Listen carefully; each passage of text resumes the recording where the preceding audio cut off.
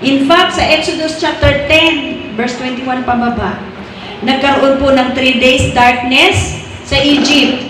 So, ibig sabihin may history. Amen? Doon po tayo maalan kasi may history siya na talagang ang mundo ay dumanas ng 3 days darkness. Amen po ba?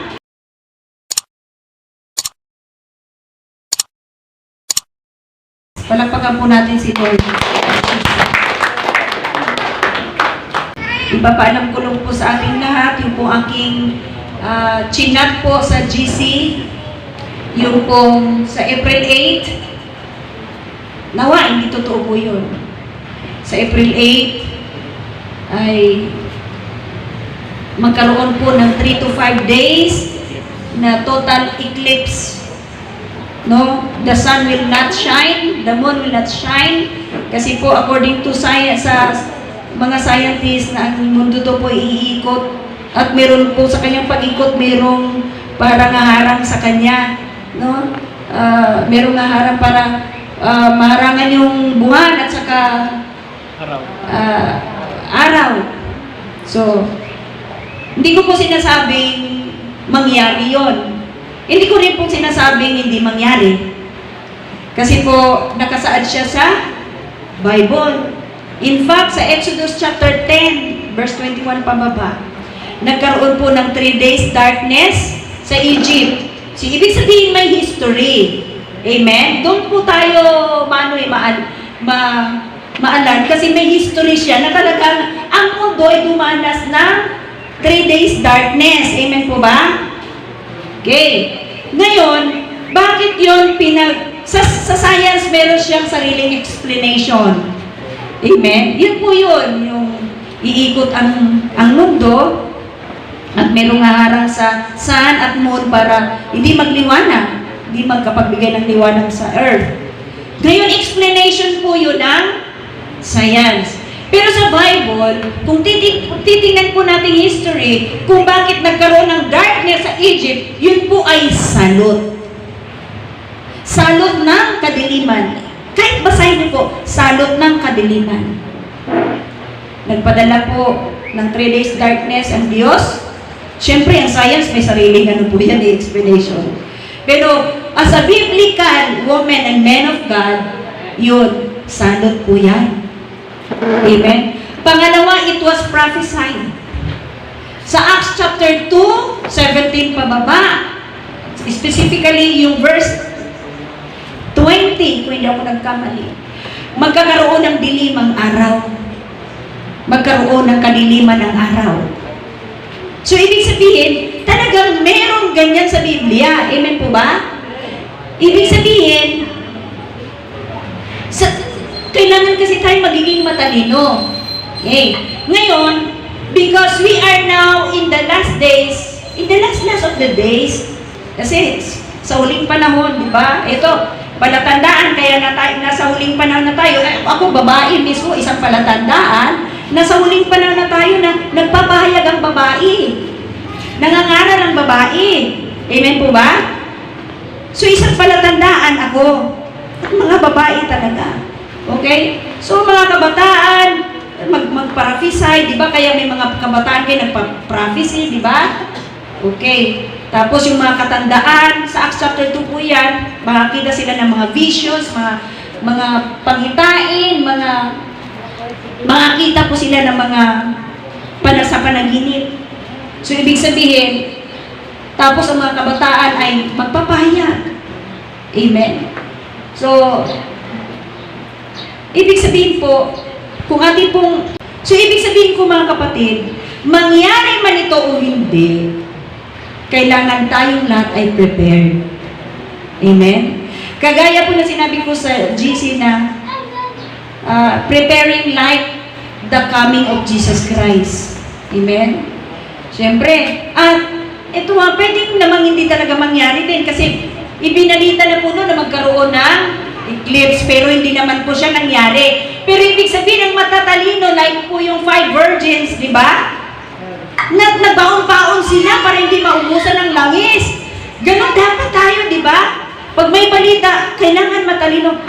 Kasi sa panahon na sa Egypt po, nung nagkaroon ng total darkness, walang umaalis sa kanyang kinatatayuan 3 days. Ibig sabihin nun, nag-absolute fasting sila, bigla. Amen po ba? So, ibig sabihin, lagi tayong mag-iimbak ng pagkain at lagi naman talagang may pagkain ng Jesus My Life. Amen po ba? Amen? May eclipse o wala, meron naman talaga tayong mga pagkain. Meron tayong tubig, meron tayong, di ba? So, ibig sabihin, kung mangyari maganap yun, talaga, kasi po, nasa last days na po tayo. Ito ang panahon na mas lalo nating dapat pagbutihan ang ating paglilingkod. Huwag po nating sabihin sa ating sarili na, tatanda pa naman ako. Di ba? Kailangan ko munang ganito. Huwag nating isipin yun. Ang lagi nating isipin, every moment pwedeng mag-rapture, every moment pwede tayong mamatay, every moment. Amen po ba? Babalik ang Panginoong Diyos sa buhay. Yan na lang po talaga to complete the dispensation. Amen po ba? Yung 8 dispensation na ating pinag-aaralan. Naalala ko tuloy, i-review natin ulit yan sa hermeneutics. Okay, so mga kapatid, as a woman of God, no, sa Jesus My Life, tuwing may nababalitaan ako, syempre, ayoko magkulang. Amen? Ayoko magkulang. Kasi, una, mahal kayo ng Diyos, at ayoko magkulang bilang lingkod ng Diyos, babae ng Diyos. Amen po ba? So, mangyari o hindi, kailangan ready tayo. Higit sa lahat, alam niyo ba, na babalik si Jesus Christ, talagang magkaroon muna ng darkness. Tapos makikita mo yung kaluwalhatian ni Jesus, magkakaroon ng liwanag doon sa darkness na yon. Anong malay nyo? Di ba? Pero hindi pa po natayo ang templo sa Jerusalem, yung third temple. Pag naitayo ng third temple sa Jerusalem, the central worship, sa pagsunod sa Panginoon, huwag na talaga tayong kukurap. Sa paglingkod sa Panginoon, huwag na tayong kukurap. Kasi yan na talaga, lilitaw na po yung suwain. Amen. Nauupo sa trono, sa templo. Amen. Kaya, all the time, lagi po tayong dapat prepared. Amen. At alam natin, nangyayari, nagaganap na po yung sinasabi po sa 2 Timothy chapter 3. No, mga anak ay magiging matigas ang ulo, suwain, lumalaban sa magulang. Amen po ba? Ang mga tao ay lovers of money, lovers of themselves. So, lang iniisip ko ni sarili nila, sarili negosyo, trabaho, sarili buhay. Amen. Wala silang pakialam sa mga patungkol sa mga bagay ng mga Diyos. Amen po ba? Sarili. Pero ang taga Jesus My Life, hindi ganun. Amen. Kundi sensitive po tayo sa bawat nangyayari, nagaganap sa pintig ng orasan, ay lagi po nating minamanmanan yan at lagi tayong naghahanda. Amen. Amen? Yung ating mga mahal sa buhay, kung talaga, wala naman tayong magagawa. Amen? Hindi naman natin sila pwedeng kargahin para paupuin. Decision po nila yun. Pero ibig sabihin, pare-parehas tayo narito, ilalaban po natin ang kaligtasan ng ating kaluluwa. Ayaw nila, tayo! Hello, amen po ba? Amen. So pagbutihan po natin ang ating paglilingkod, ang ating pagsunod, ang ating po pananalangin, ang ating po pagbabasa ng Biblia, pagtukla sa katotohanan. Wala pong magpapabaya habang tayo naghihintay sa pagbabalik ng Panginoon at habang anumang mangyari sa sanlibutan, ay ready tayo, hindi tayo nasusurprise. Amen po ba? Amen. Hindi tayo nasusurprise. Kaya parapat lamang po na sa lahat ng oras panahon, ating pong unahin ng Panginoon. Amen? Amen? So, praise the Lord. So mga kapatid ko, before I will step down, so makinig po tayong maayos sa salita ng Diyos. At huwag po tayong babaya sa ating pagsunod sa Panginoon, sa ating paglilingkod, kahit may laban ng buhay. Lahat po tayo nagkikipaglabanan dahil gusto ni Satanas kunin ang ating kaluluwa. Amen? Ilalaban natin yung ating kaligtasan.